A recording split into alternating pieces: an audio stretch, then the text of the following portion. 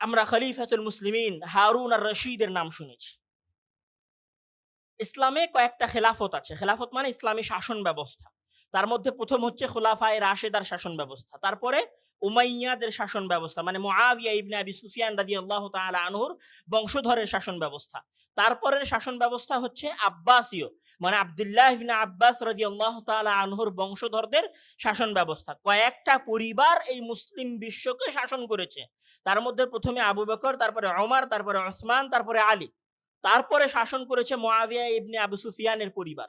তারপরে শাসন করেছে আব্দুল্লাহ ইবনে আব্বাস রাদিয়াল্লাহু তাআলা আনহুর পরিবার। তারপরে শাসন করেছে অটোমান সাম্রাজ্য। তো এই আব্বাসীয় খেলাফতের একজন খলিফার নাম হচ্ছে হারুনুর রশিদ। জন্মগ্রহণ করেছেন ১৪৯ হিজরিতে, আর খেলাফতে বসেছেন ১৭০ হিজরিতে। তাহলে ১৪৯ আর ৭০ কত বছর বয়সে? ১৪৯-এ জন্ম আর ১৭০-এ কিসে বসেছেন? শাসন ক্ষমতায় বসেছেন। শাসন ক্ষমতা মানে পুরো অর্ধ পৃথিবী। একটা গ্রাম না কিন্তু, একটা ছোট্ট দেশ না কিন্তু, পুরো অর্ধ পৃথিবী উনার ওই সিংহাসনের নিচে। ১৪৯-এ জন্মগ্রহণ করেছেন, ১৭০-এ ক্ষমতায় বসতেছেন, মাত্র ২১ বছর বয়স।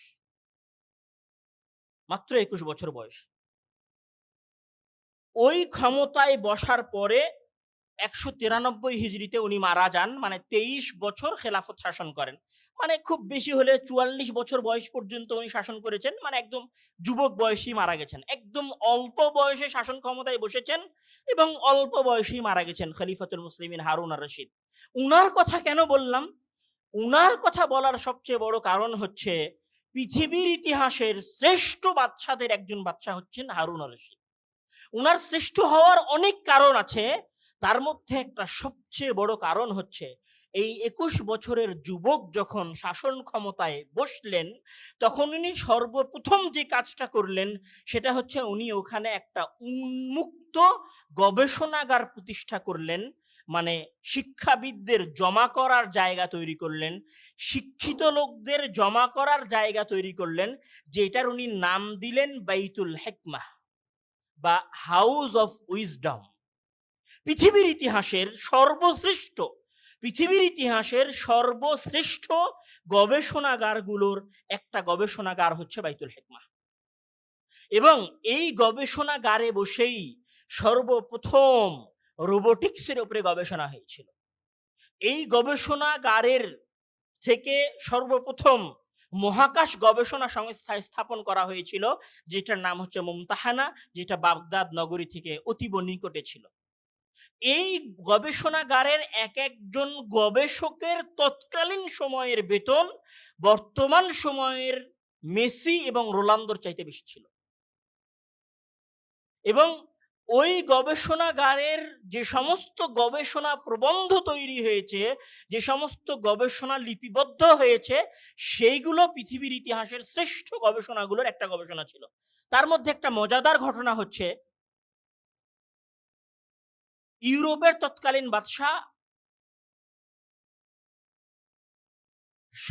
শার্লক, ওনার নামের প্রথম অংশ আমার মনে পড়ছে না, উনাকে হারুন আর রশিদ একটা ঘড়ি পাঠান, একটা ঘড়ি। তখন মুসলিমেরা ঘড়িগুলোর আগের ঘড়ির সাইজ হতো বিশাল, অনেক বড়, কিন্তু ওই গবেষণাগারের গবেষকেরা ঘড়ির উপর গবেষণা করে ঘড়িটাকে বর্তমান ঘড়িগুলোর সাইজে নিয়ে আসে। তো এই ঘড়িটা উনি ওই বাদশার জন্য হাদিয়া হিসেবে পাঠান। তো ঘড়ি তো টিক টিক করে, তুই বক্স খোলার পরে দেখছি যে একটা কাঁটা ঘুরছে আর সেটা থেকে টিক টিক আওয়াজ আসছে। তখন তারা মনে করলো যে এটা মনে হয় শয়তানের বক্স হবে। তখন তারা তাড়াতাড়ি ঘড়িটা বাইরে ফেলে দিয়ে আসে বা দূরে কোথাও রেখে চলে আসে। তো এইটা হচ্ছে মুসলমানদের গবেষণা এবং তৎকালীন ইউরোপের অবস্থা। এবং এই গবেষণাগার থেকেই পৃথিবীর ইতিহাসের সর্বশ্রেষ্ঠ গবেষক, পৃথিবীর ইতিহাসের সর্বশ্রেষ্ঠ চিকিৎসাবিদ্যা, পৃথিবীর ইতিহাসের সর্বশ্রেষ্ঠ চক্ষুবিদ্যা, পৃথিবীর ইতিহাসের সর্বশ্রেষ্ঠ গণিতবিদ্যার যে সমস্ত গবেষণা প্রবন্ধ তৈরি হয়েছিল, সবাই বাইতুল হিকমা থেকেই তৈরি হয়েছিল। কে প্রতিষ্ঠা করেছিল? ২১ বছরের একজন যুবক প্রতিষ্ঠা করেছিল।